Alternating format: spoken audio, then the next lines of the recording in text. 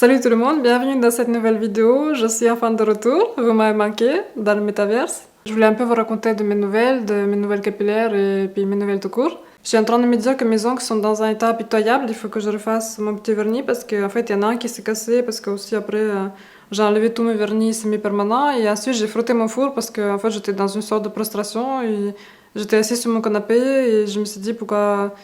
Pour remettre les idées au clair, des fois j'ai comme des sortes de micro-remises en question et que j'ai l'impression que rien ne sens, ça va des trucs comme ça bizarres. Et donc je commence à trop cogiter dans ma tête et là je me suis levée, je me suis dit il faut que je fasse quelque chose. Donc je suis allée frotter mon four, j'ai complètement nettoyé mon four et maintenant il est tout magnifique, tout propre. Et bref, donc mes ongles sont dans un état vraiment pas possible. Mais le sujet de la vidéo c'est pas sur les ongles, c'est sur les cheveux surtout parce que je vais vous raconter ce qui s'est passé capillairement par là. Je voulais à tout prix prendre soin de mes cheveux, donc de les réparer à mesure possible. Bien sûr qu'on ne peut pas réparer les cheveux abîmés, mais je voulais en tout cas en prendre soin au maximum et je me suis dit je vais utiliser tous les moyens possibles pour en prendre soin.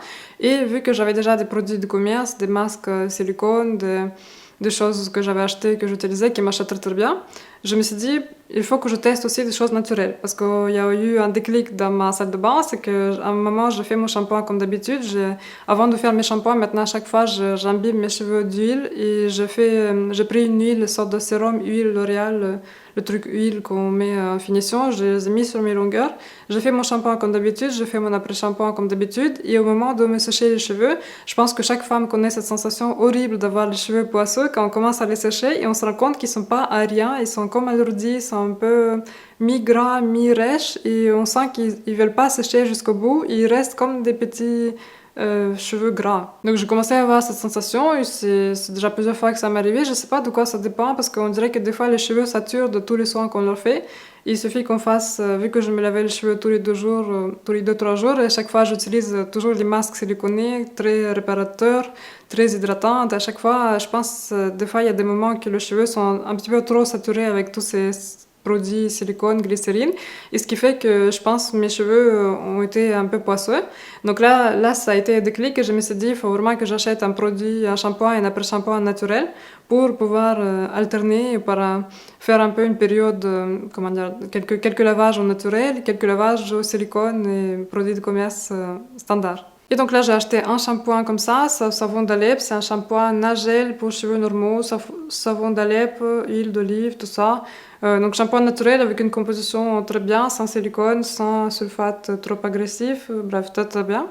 Et j'ai acheté aussi donc, un après-shampoing basique que je trouvais à peu près naturel, qui est pareil, sans silicone, qui n'est pas alourdissant, vraiment une composition très simple, très simpliste et très naturelle pour vraiment finir son shampoing et avoir quelque chose sur le cheveu, mais pas non plus des après-shampoings trop hydratants, trop réparateurs, trop nutritifs. Et dès que j'ai fait mon premier shampoing avec ça et avec cet après-shampoing-là, j'ai tout de suite vu que ça y est, mes cheveux, ils ont pu se débarrasser un petit peu de trop de surplus de tout ce qu'ils avaient.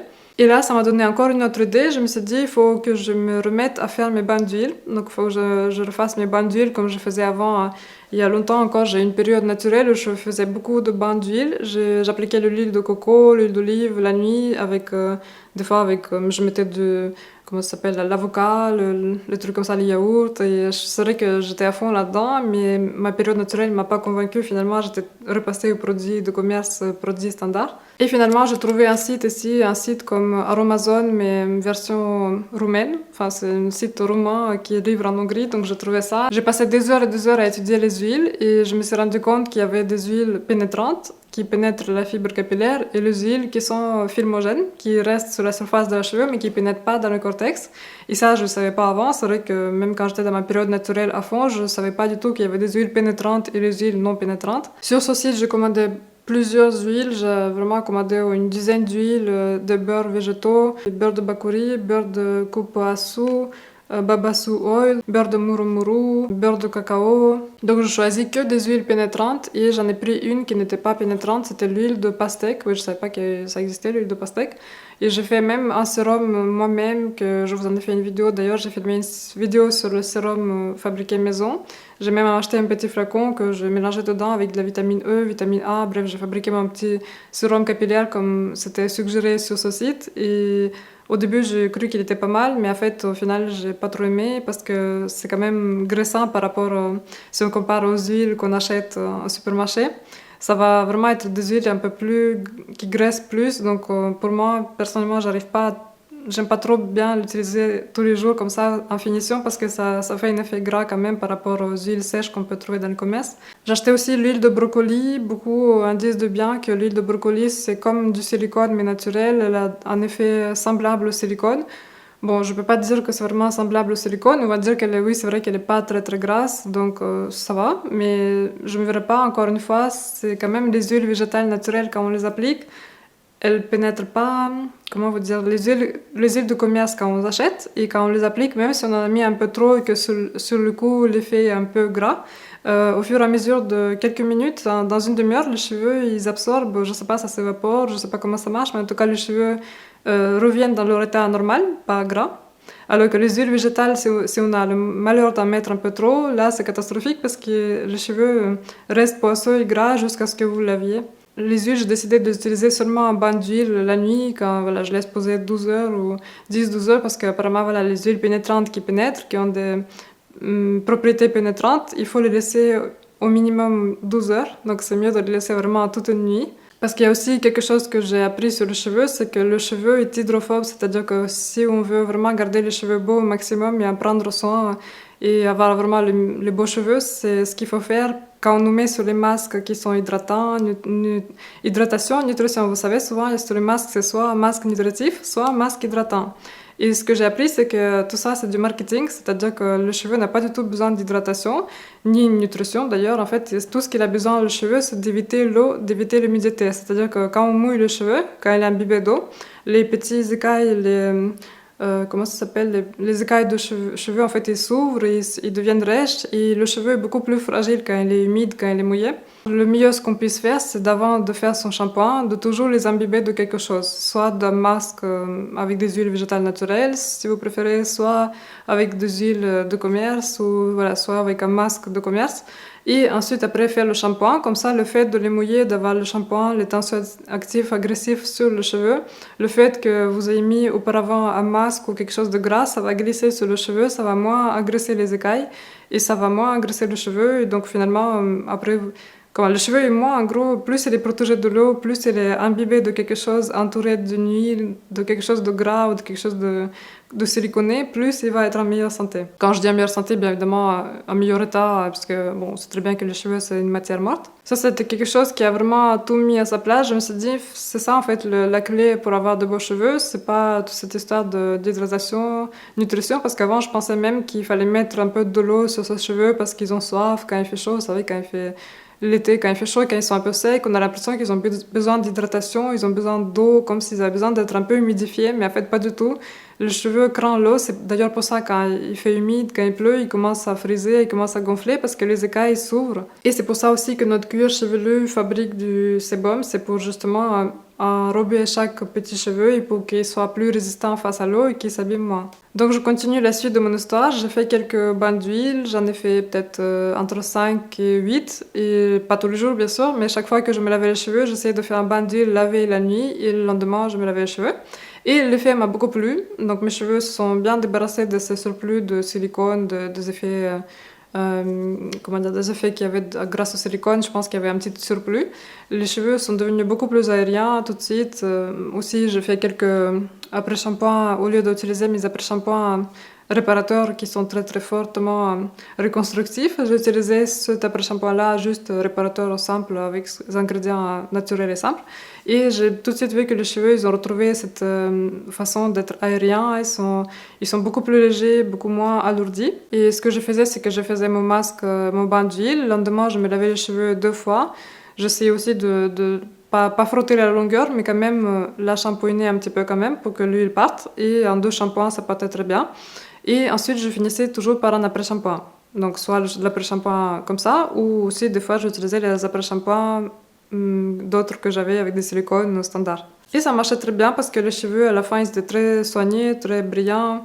Donc, j'ai beaucoup aimé les effets d'huile. Après, je peux pas dire que c'est extraordinaire. Il y en a qui disent que c'est l'effet pas immédiat, c'est-à-dire qu'il faut vraiment faire beaucoup de bains d'huile pour voir un effet à long terme. Et ce qui s'est passé, c'est qu'au début, quand j'ai commandé ces huiles et quand j'ai commencé à faire ces bains d'huile, j'ai eu comme une sorte de... J'ai encore voulu partir dans ma lubie naturelle, tout naturel, 100% naturel. Je me suis même dit, je vais peut-être mes après-shampoings et mes masques avec des silicones, je vais peut-être les mettre de côté et que je vais utiliser que des produits 100% naturels. Mais après, je me suis dit, non, non, non, non, attends, parce que tu as déjà eu cette période-là il y a quelques années et tu te rappelles très bien que c'était pas très convaincant. Et donc, je ne vais pas m'enfermer dans le 100% naturel parce que mes cheveux ont quand même été abîmés grâce aux décolorations, à cause des décolorations. Et donc, ils ont quand même besoin de plus que naturel. Seulement avec naturel, ils n'ont pas du tout le même visuel, pas du tout le même état. Donc, je vais alterner et le naturel et le pas naturel, parce que de toute façon, le naturel, encore une fois, tous ces après-shampoings, ça aussi, c'est pas... Même s'il y a des choses non naturelles, c'est quand même un produit cosmétique. Et naturel, bio, tout ça, il y a aussi beaucoup de marketing, mais... Enfin bref, je parle d'un truc, ça n'a rien à voir. Par contre, le point négatif de faire des bains d'huile souvent, c'est que ça délave la couleur. Si vous faites des colorations comme moi, surtout si vous avez eu des cheveux décolorés et que vous les refoncez par la suite, là, déjà la coloration s'enlève très facilement au bout de plusieurs shampoings, elle se délave, se délave. Et là, avec le fait de faire des bains d'huile, d'ailleurs même les masques de commerce, quand ils sont très fortement réparatrices ou très riches comme ça en ingrédients, ils vont toujours faire dégorger la couleur, donc ce qui fait qu'il faut répéter sa couleur plus souvent. C'est pour ça que ma technique maintenant, ce que je vais faire, c'est que je vais faire mes masques, mes bains d'huile à la fin de ma coloration, c'est-à-dire que quand ma coloration commence déjà naturellement à se délaver et que je sais que je vais bientôt faire une nouvelle coloration, bah là, dans cette période-là, je vais faire quelques masques, quelques bains d'huile la nuit, parce que de toute façon, je m'en fous que la couleur se délave là, vu que je sais que je vais faire ma coloration dans pas longtemps. Là, j'ai refait ma coloration il n'y a pas si longtemps, je crois qu'il y a 2 semaines. Donc, j'ai utilisé le Dialight de L'Oréal. C'est une coloration sans ammoniac que j'aime beaucoup, que je connais depuis des années et que j'ai déjà utilisé auparavant. J'utilisais soit Dia Richesse, mais Dia Richesse, c'est pour les cheveux plutôt naturels ou pour les cheveux quand il faut couvrir les cheveux blancs. Et il y a aussi Dialight. Dialight, c'est pour les cheveux qui ont déjà été décolorés, colorés, qui sont affaiblis. Donc, c'est une coloration acide avec cette coloration ton sur ton qui donne de la brillance, qui donne... qui ne rentre pas trop sous les écailles, donc en fait ça va avoir une pH acide et ça va moins abîmer les cheveux. Moi je fais très très souvent, en tout cas quand j'ai besoin je fais tous les mois. Pendant une période, là par exemple j'ai mélangé la couleur 5, 12 et la couleur 4 parce qu'avant je faisais toujours la tonalité 6. Je sais pas si vous connaissez, mais en tout cas 6 ça fait plus châtain clair alors que 5 ça fait châtain encore un peu plus foncé, le 4 ça fait vraiment châtain. J'ai voulu foncer un peu plus parce que à chaque fois que je faisais 6, le 6 ça se délavait beaucoup. D'ailleurs là j'utilisais la Goldwell Colorance qui était une coloration aussi que j'achetais sur internet, qui était aussi professionnelle et qui était pas mal. Mais c'est vrai que je trouve que là depuis que j'ai fait Dialight, je me suis rendu compte que je préfère finalement Dialight, sont finalement mieux pour moi que Goldwell.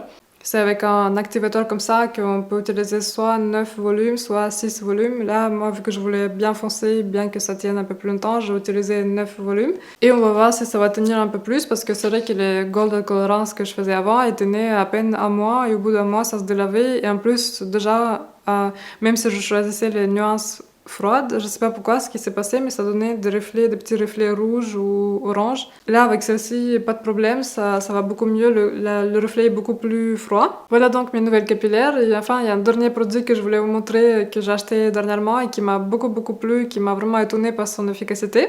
C'est de l'eau lamellaire. Je sais pas si vous connaissez, ça existe déjà depuis un bon bout de temps. Mais c'est de l'eau comme ça liquide que vous mettez en guise d'après-shampoing en masque et ça agit en 8 secondes. Avec le petit embout, vous distribuez juste un peu, c'est comme de l'eau que vous mettez sur vos cheveux. Par contre, ça sent un peu fort parce qu'il y a un peu d'alcool dedans. Et c'est censé réparer le cheveu, il n'y a pas de silicone. Ce qui est bien pour les gens qui n'aiment pas les silicones, c'est qu'il n'y a pas de silicone dedans.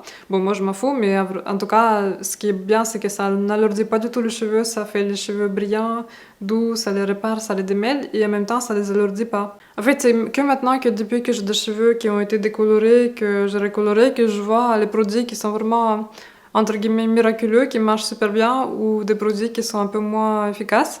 Si vous avez les cheveux secs, vraiment, ça c'est top, parce qu'au début j'avais un peu peur vu qu'il y a de l'alcool dedans, mais je vous assure qu'il faut pas avoir peur, il faut pas avoir des a priori. L'alcool c'est asséchant, ou de silicone ça bouge les cheveux, tout ça, ça fait des dépôts. Vraiment, il faut tout essayer, et je vous assure que des produits, même des fois des produits comme ça, des produits petit prix, ils peuvent être très bien et ça marche très bien. D'ailleurs, je voulais vous dire aussi si vous avez des cheveux fins, que vos cheveux qui ont été décolorés et que vous voulez leur donner un peu plus de brillance, que vous voulez qu'ils retrouvent un peu plus cet état un peu entre guillemets plus brillant, plus un meilleur état. Je vous conseille vraiment de tester, de faire des Dialight ou des colorations ton sur ton. Je ne connais pas toutes les autres, mais en tout cas, L'Oréal Dialight, je sais très bien, je la connais depuis des années, ça marche super bien. Et vraiment, ça, c'est même quand vous allez chez le coiffeur, même avant, ils faisaient des glosses. Ils vous disaient, on va faire un gloss, même sur deux cheveux naturels. Si vous voulez pas changer de couleur ou apporter de nuances, vous pouvez toujours essayer de faire ça sans couleur. Ils ont une nuance qui s'appelle, une couleur qui s'appelle clear, c'est-à-dire que c'est sans aucun reflet. C'est juste la même formule, mais sans aucune couleur, si vous voulez juste apporter de la brillance. Et ça marche super bien parce que ça rend les écailles plus lisses. Je sais pas comment vous expliquer.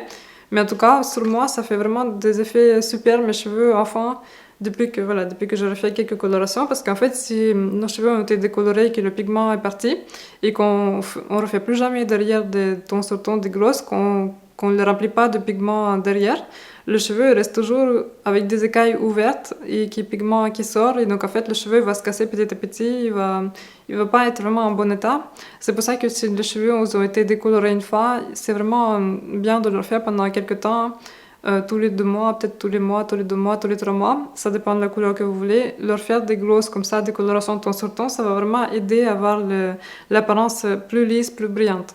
Et vous inquiétez pas, ça va pas abîmer les cheveux parce que c'est justement, on utilise avec des activateurs qui sont très faibles, c'est 2,7% maximum. Franchement, mais que maintenant que je commence à retrouver un peu la texture de cheveux que j'avais auparavant, bon, c'est encore pas gagné parce qu'ils se cassent quand même, il y a des petites pointes qui se cassent et ils sont un peu plus rêches qu'avant. Mais je vois quand même une nette amélioration depuis que je fais toutes mes astuces, que je fais mes huiles végétales, mes masques, que j'en prends soin. J'espère un jour retrouver ma masse que j'avais parce que c'est vrai que quand je regarde des vidéos, les photos d'avant, je regrette beaucoup parce que j'avais beaucoup plus de masse au niveau de longueur, au niveau des pointes. Donc voilà, c'était tout ce que je voulais partager avec vous dans cette vidéo. Merci d'avoir regardé. Moi, je vous fais de très gros bisous et on se retrouve très bientôt. Salut!